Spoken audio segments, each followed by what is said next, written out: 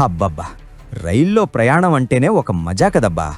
కిటికీ పక్కన కూసోని గాలి తగులుతుంటే, బయట పొలాలు, చెట్లు చూస్తుంటే ఆ కిక్కు వేరే ఉంటది. కానీ అస్సలు కథ ఎప్పుడు మొదలవుతాదంటే, ఏదైనా స్టేషన్ రాగానే అరే ఇదేం ఊర్రా నాయనా అని తలకాయ బయటపెట్టి బోర్డు వంక చూస్తాం చూడు, అక్కడుంటాది అస్సలు సిసలైన వినోదం. కొన్ని పేర్లైతే భలే సింపుల్గా పలకడానికి లడ్డూలాగా ఉంటాయి. కానీ కొన్ని స్టేషన్ల పేర్లు చూస్తే మాత్రం బుర్ర తిరిగిపోతాది. ఏంది సామి ఇది, మనం చదివింది కరెక్టేనా లేక నిద్రమత్తులో ఏమన్నా తప్పుగా చూస్తున్నామా అని కళ్ళు నలుపుకొని మరీ రెండోసారి చూడాల్సొస్తాది. మన ఇండియాలో ఇలాంటి విచిత్రమైన గందరగోళం చేసే రైల్వే స్టేషన్లు అక్కడక్కడా తగులుతూనే ఉంటాయి. సోషల్ మీడియా పుణ్యమా అని ఇవి అప్పుడప్పుడు వైరల్ అవుతుంటాయి. జనాలు కూడా ఆ పేర్లు చూసి అర్రెర్రే భలే ఉందే అని నవ్వుకుంటారు. చాలామంది ఏమంటారంటే, అయ్యా ఇవేం పేర్లు సామి, వినడానికి ఒకలా ఉన్నాయి, మార్చేయండి అని రైల్వే శాఖకు మొరపెట్టుకుంటారు. కానీ మన రైల్వే నెట్వర్క్ ఎంత పెద్దదో తెలుసా? ఆకాశమంత ఉంటుంది. మన దేశం చాలా విశాలమైనది. రైల్వే వాళ్ళకి బోలెడంత పని ఉంటుంది. అందుకే ఇలాంటి చిన్న చిన్న విషయాల మీద వాళ్ళంతగా ఫోకస్ పెట్టరు. పైగా ఆ పేర్లు ఎప్పటినుంచో వాడుకలో ఉన్నాయి, అందరి నోళ్లల్లో నానిపోయాయి. ఇప్పుడు సడన్గా పేరు మారిస్తే ప్రయాణికులు కన్ఫ్యూజ్ అయిపోయి ఎక్కడ దిగాలో తెలియక తలలు పట్టుకుంటారని రైల్వే వాళ్ళు వాటిని అలాగే వదిలేశారు. అందుకే ఆ విచిత్రమైన పేర్లే ఇప్పుడు ఆ స్టేషన్లకు ఒక స్పెషల్ గుర్తింపు తెచ్చాయి. ముందుగా పంజాబ్లో జలంధర్ జిల్లా వైపు వెళ్తే అక్కడ కాళా బకరా అని ఒక స్టేషన్ తగులుతుంది. దీనికి అర్థమేందంటే నల్ల మేక అని. ఈ పేరు చూడగానే చాలామంది ఏమనుకుంటారంటే, అబ్బో ఇక్కడ మేకలు భలే ఫేమస్ ఏమో, పెద్ద మేకల సంతేమన్నా జరుగుతాదేమో అని ఆశగా చూస్తారు. కానీ తీరా అక్కడికి వెళితే అది మామూలు రైల్వే స్టేషనే. అక్కడ మేకలుండవు, గీకలుండవు. రోజు రైళ్లు వస్తుంటాయి, పోతుంటాయి. కానీ కొత్తగా వచ్చేవాళ్లు మాత్రం ఆ బోర్డు చూడగానే గొల్లును నవ్వుతారు. ఏదో జోక్లాగా అనిపిస్తుంది వాళ్ళకి. ఇక లోకల్గా ఉండేవాళ్ళకైతే ఇది అలవాటైపోయింది. ఎవరైనా కొత్త వాళ్ళు పేరు చూసి ఆశ్చర్యపోతుంటే వీళ్ళు ఎంజాయ్ చేస్తుంటారు.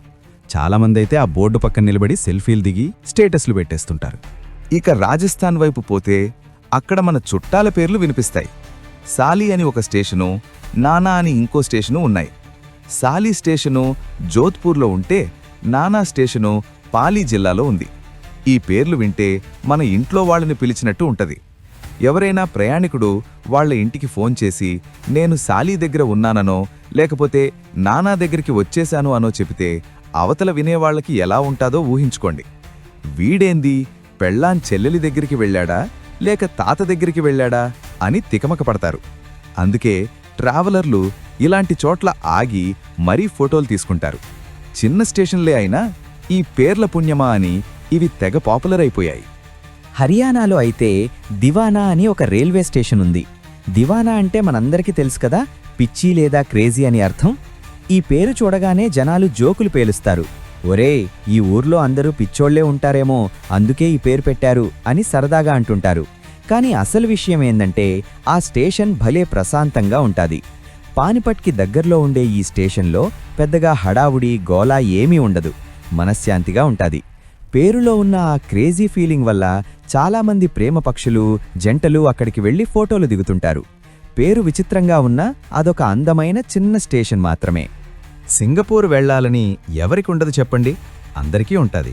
కానీ అంత దూరం వెళ్లే స్తోమత లేకపోతే ఒడిషా వెళ్తే చాలు. అక్కడ సింగపూర్ రోడ్ అని ఒక రైల్వే స్టేషన్ ఉంది. పేరు వినగానే అబ్బో పెద్ద పెద్ద మేడలు, మిళమిళ మెరిసే షాపింగ్ మాల్స్ ఉంటాయేమో అనుకోకండి. అవేమీ ఉండవు. అది మామూలు ఊరే. కానీ ఆ పేరు మాత్రం భలే కిక్కిస్తది. రైలు అక్కడ ఆగగానే ప్రయాణికులు గబగబా ఫోన్లు తీసి నేను సింగపూర్ వచ్చేశారు బాబోయ్ అని సోషల్ మీడియాలో పోస్టులు పెట్టి తెగ హడావుడి చేస్తారు. చుట్టుపక్కల గ్రామాల వాళ్లకి ఇది ముఖ్యమైన స్టేషనే. పేరు సింగపూర్ కాకపోయినా ఆ గ్లామర్ మాత్రం ఈ స్టేషన్కి బాగా అబ్బింది. జంతువుల పేర్లు కూడా ఉంటాయని చెప్పా కదా. ఉత్తరప్రదేశ్లో బిల్లీ, భైన్సా అని 2 స్టేషన్లున్నాయి. బిల్లీ అంటే మన పిల్లి అనమాట, భైన్సా అంటే గేదె. బిల్లీ స్టేషన్ సోన్భద్ర జిల్లాలో ఉంటే భైన్సా స్టేషన్ మథురాలో ఉంది.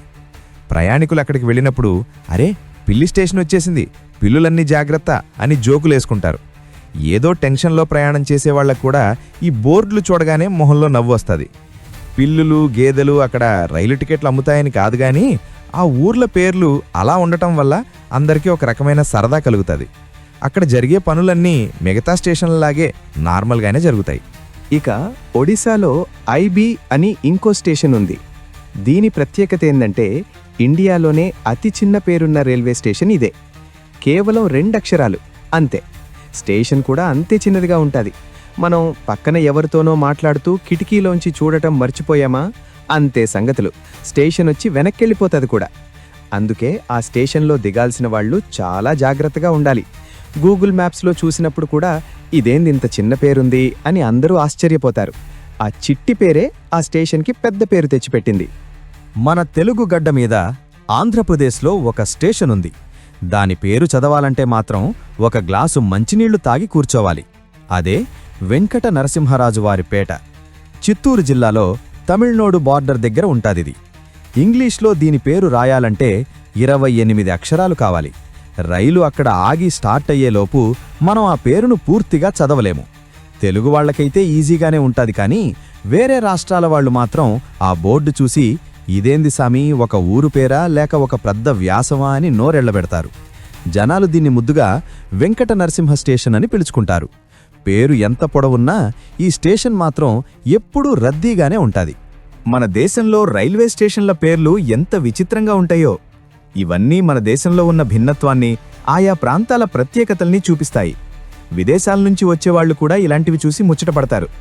ఇండియా అంటే నిజంగానే భలే భిన్నమైన దేశంరా బాబు అని మెచ్చుకుంటారు. అందుకే ఈసారి మీరెప్పుడైనా రైల్లో వెళుతుంటే కిటికీ పక్కన కూసుని గాలి పీల్చడమే కాకుండా వచ్చే స్టేషన్ల బోర్డులను కూడా ఒక కన్నేసి ఉంచండి. ఏదైనా విచిత్రమైన పేరు తగిలితే ఫోటో తీసి మీ ఫ్రెండ్స్కి పంపండి. వాళ్ళు నవ్వుకుంటారు. మీకు నచ్చినా లేదా మీరు చూసిన ఇలాంటి వింతైన రైల్వే స్టేషన్ పేరు ఏదైనా ఉంటే చెప్పండి. దాని గురించి కూడా ముచ్చటించుకుందాం.